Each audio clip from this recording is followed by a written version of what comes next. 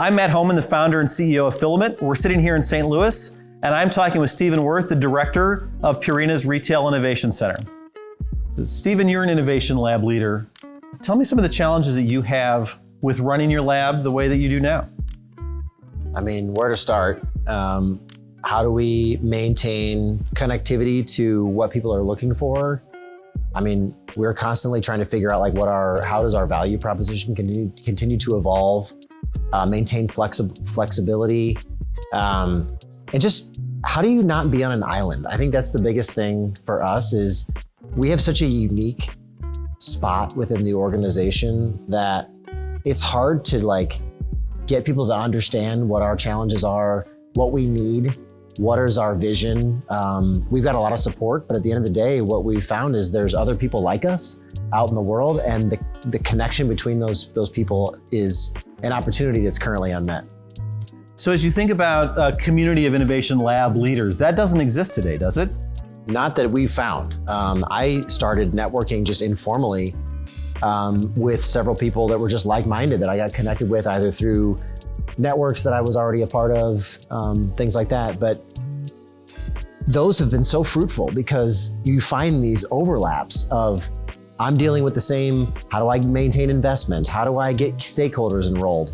How do I maintain value? How do I remain agile in this current environment? We're all asking the same questions. And these networks have really formed friendships and partnership potential opportunities that really kind of you take a step back and go, wow, what if this could happen on a more formal platform? Formal but informal, but just connect these people with their thoughts. Maybe intentional. Intentional. How can we be more intentional about engaging these leaders in their teams in a way where we're not spilling the dirty little secrets about their organizations, but that we're having conversations about the things that are true for all of us? How to engage with your organization, how to get buy-in, how to sell your capabilities in ways that they might not otherwise be appreciated, how to try new things. And I think that even the action bias aspect of it, I think one of the things that I struggle with a lot of times going to a typical conference or anything like that is I never know what the key takeaways are. I come back with a bunch of scribbles in my notebook, but I don't really do anything with them. So the question is what could we do with a network like this? We're so unique. It's such a unique concept of running a corporate innovation lab, or even a small co-innovation lab. It's just such a specific nuance. How do we actually take that and create actionable outcomes from something like a meetup with these people that are leading this charge day in and day out? We think so much about trying to drive insight discovery versus information delivery.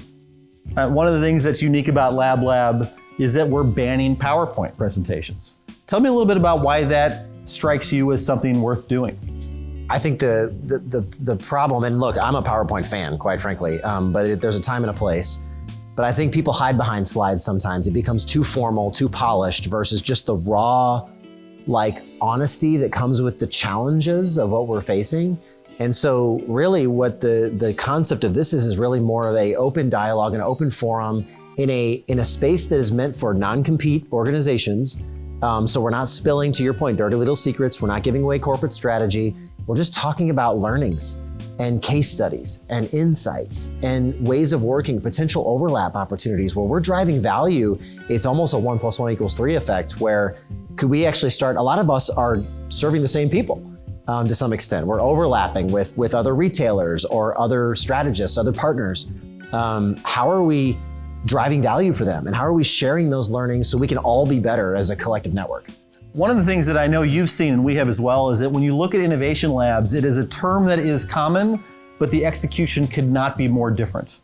And so as you think about engaging with your peers, it isn't necessarily about finding that one true path, but to understanding how people have approached this innovation lab model in their own organizations in different ways. Yeah, I think the nuances is the sweet spot. That's the magic of this, is the safe space to collaborate, talk, and then capture, which I think I'm personally just the most excited about that in a space where I can learn from these people, but actually then put pen to paper on how does that make me think differently about my particular charge, and make me better as an innovation lab leader. And I love the model too of it's not just for leadership.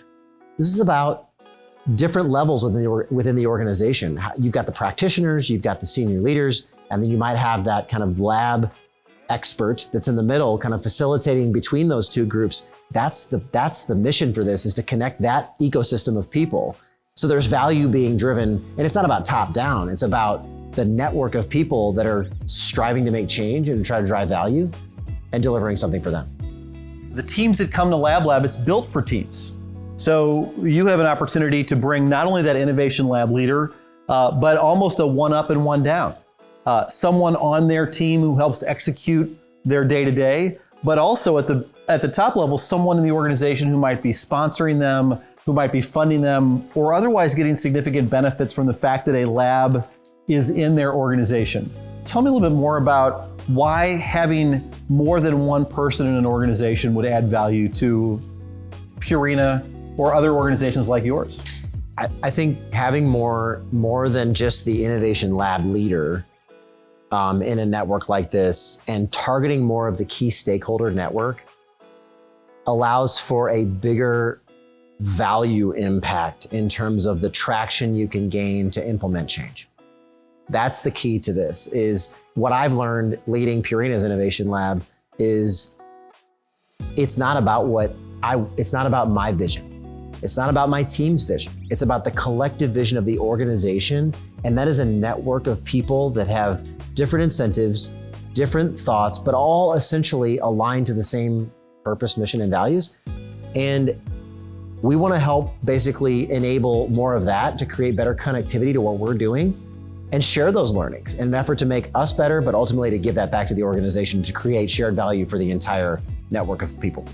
When you think about Lab, one of the things that we've done is we've kept sponsors out of it. So oftentimes you're at a conference, you're at an event, and the sponsors are the ones that you're afraid to have conversations because they might either be selling to you or sharing that insight elsewhere. Tell me if there's a reason why sponsors make sense to be kept away from this, at least for the first one. Tell me more about that. Yeah, I think what I love about that model is again, this is about sharing, not selling. And I think in order to create a place of trust and true sharing and collaboration, we have to keep the fringe out of it. And there may be a time and a place where that comes into a more relevant way. I mean, look, all of us are probably dealing with relevant vendors and different providers of services, things like that make our labs essentially tick and hum. But at the end of the day, this is really about the people that are leading the charge. And for this first one, I mean, this is really exciting. We've never done anything like this. So I'm excited, just quite frankly, to take a step back and just listen and learn and just have that empathy for one another around, a series of questions, but also have it facilitated in a very, which is, ultimately why we're partnering with you and bringing Filament in, is how do we actually facilitate this in a way that feels unlike anything you've ever experienced? Because it's not a conference, it's not an unconference, it's not a symposium, it's not a summit. It's just something that's interesting and different, and we'll name it along the way and we'll figure it out. Like, this is the way we work and should work, because that's what innovation labs are all about. It's so funny that when so many times we think about innovation, we give it that title, and yet we talk about it with PowerPoint slides, we have panel presentations, we have traditional conferences and vendor halls. It's almost as if we're talking about innovation in the least innovative way possible. And so when we think about Lab, it literally is a laboratory. It's an experiment. It's something we're trying to see if, in fact, these innovation lab leaders will collaborate and, forgive me for saying this to someone from Purina, but eat our own dog food. We're innovators. How do we think about this in a different way? Absolutely. And you've had a chance to engage with other innovation lab leaders around the country. What have been some of the things that you've learned, even in those brief one-on-one conversations, that you hope to replicate and multiply at Lab? There's really two fundamental learnings. We're all wrestling with a lot of similar challenges. And there's just the collective passion that I have learned from these people that I've interacted with, even in my little network. And that's why I'm so excited to expand this network and learn and meet new people, because the conversations that I've had and the dialogues that I've had, we're dealing with similar challenges, but the enthusiasm, the passion, the commitment, the excitement around leading the charge for something so special to enable organizational growth and change is just infectious. And I think just the energy alone that this will spawn is powerful enough.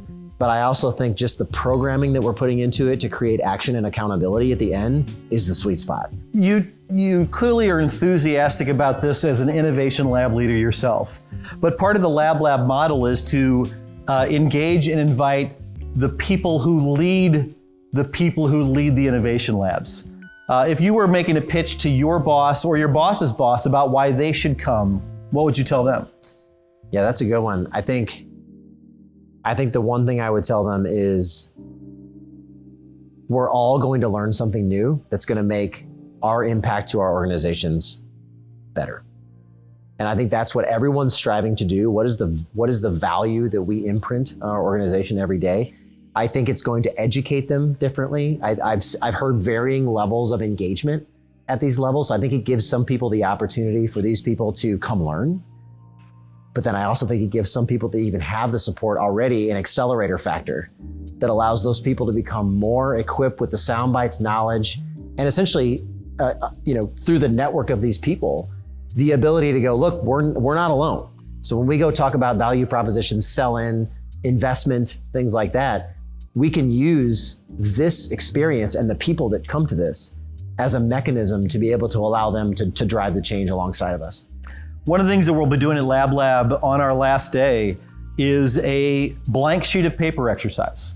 We're going to pair people up from different organizations. We're going to give them a challenge with potentially a handful of constraints that if they could build an innovation lab from scratch, what would they do? How would they go to market? How might they deploy technology? How would they engage their customers in different ways?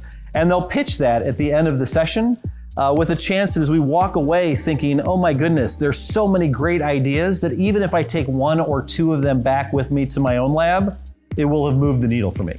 I love that. And I think there's so much you can get from that because taking a step back and then rebuilding from kind of this idealistic standpoint could unearth very simple opportunities that we could build into our day-to-day lives. And I think that's an example of one of those exercises that you'll get over the course of this 2.5 days that is really powerful and exciting. I gotta ask, what are you most excited about from this? Coming from the outsider perspective who runs sort of like its own innovation lab, but what are you most excited about seeing come out of this? I think the thing that I'm most excited about is building on all of the amazing insights. One thing we've learned at Filament is people tend to underestimate the novelty of their ideas. They're doing something that seems absolutely obvious to them. They assume everyone else is doing it as well. And they share it, sometimes reluctantly. Sometimes they're like, oh, I know you're already doing this, but, and everyone else's eyes get as big as saucers. They're like, oh my God, we never thought of that. And so it isn't sharing the extraordinary ideas, the amazing, expensive things that people have tried, even the things that they assume are novel and new. It's the sharing of the things they think are obvious. Again, there's not a community.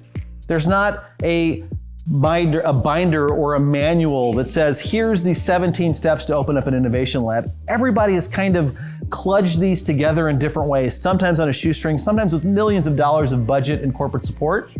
Yet each one of those has something unique that doesn't feel unique to the people who are doing it. So it's sharing those obvious ideas, and I put obvious in air quotes, that will be the most profound. I think another thing, and this is one of the earliest things, is that we're not doing presentations in a formal way. We're asking everyone to come prepared to discuss at least these two prompts. One is, don't do this. I almost got fired because of it, or something maybe a little more gentle than that. But the second prompt is, I can't believe it worked. All right, there are things in every innovation lab that you tried either because you were constrained by dollars or time, because it was an accidental thing that happened, and you realize that, oh my goodness, this worked way more than we thought. And because the companies here will be non-competitive, we're not having two pet food companies come to the mix. We're not having two people who sell the same products or are in the same markets. Those will be much more likely to be shareable, even without disclosing any corporate secrets or significant strategic objectives. Stephen, thank you so much for your time, your effort, your insight, and your partnership in making Lab something really freaking cool. Right on.